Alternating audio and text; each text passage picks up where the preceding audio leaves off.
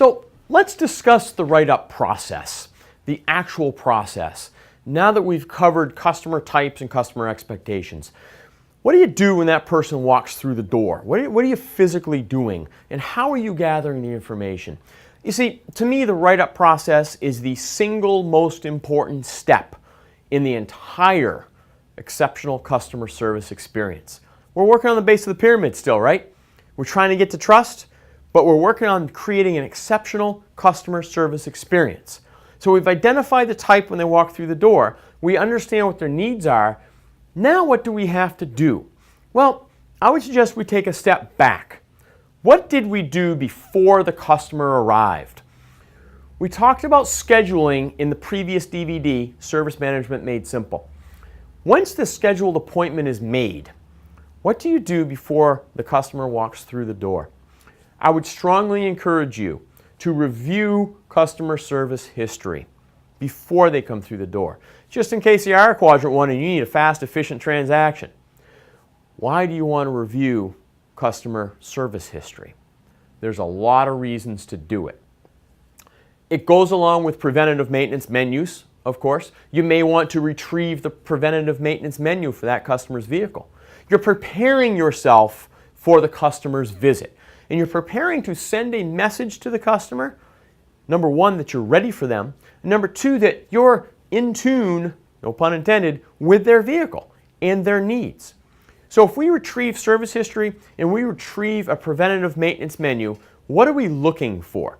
Well, preventative maintenance, of course, we're looking for the mileage and what maintenance might be due roughly around that mileage. Be really, really careful selling on mileage, however.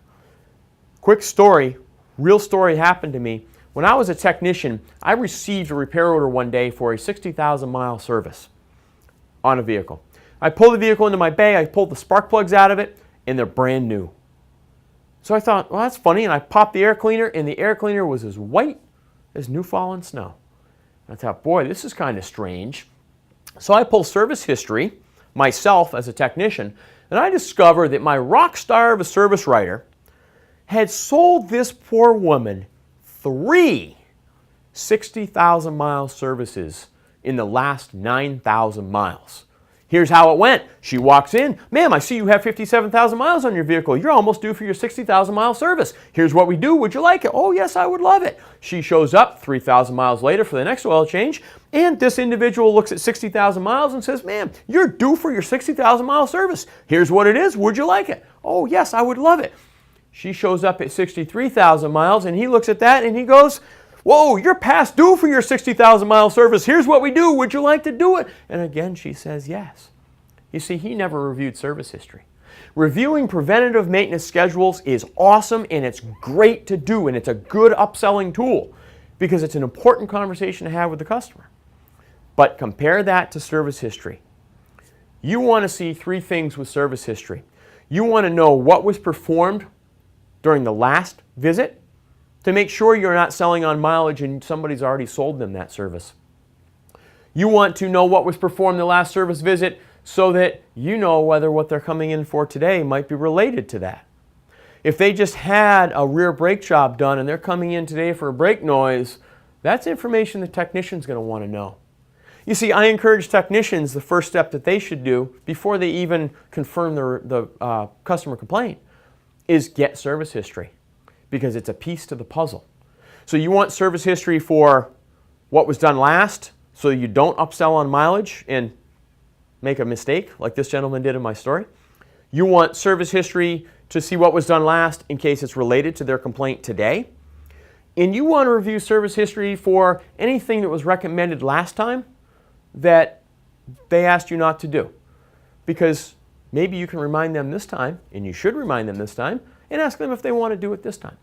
So before that customer even walks through your door, between the time they make the appointment and they walk through the door, pull service history, retrieve a preventative maintenance schedule, and prepare yourself to have the conversation with the customer.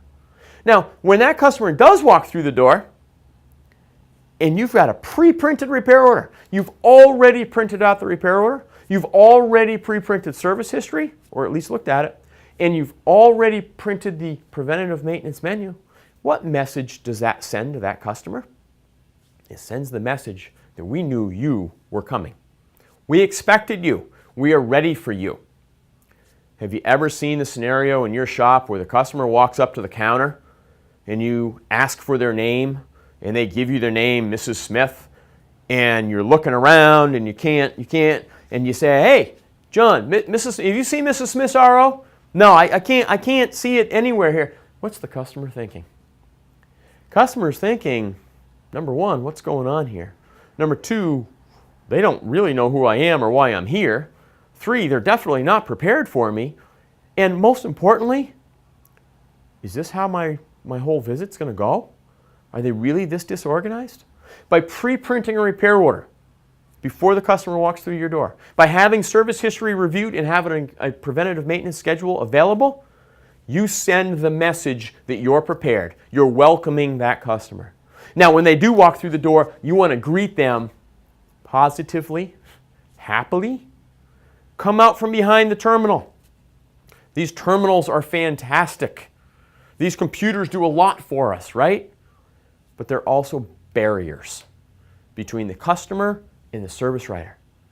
Come out from behind that terminal. Have the conversation with the customer here. It sends a very different message, doesn't it? Okay? So prepare for your customers. Greet them positively, consistently positively, even if you're having a bad day, even if you're really busy. If that customer walks through your door and you greet them in a positive manner, it sends a message to everybody else in the waiting room that this is the way you do business. This is the culture of your business. You are happy to see every customer that comes in. Keep that in mind. We'll continue the write-up process in just a minute.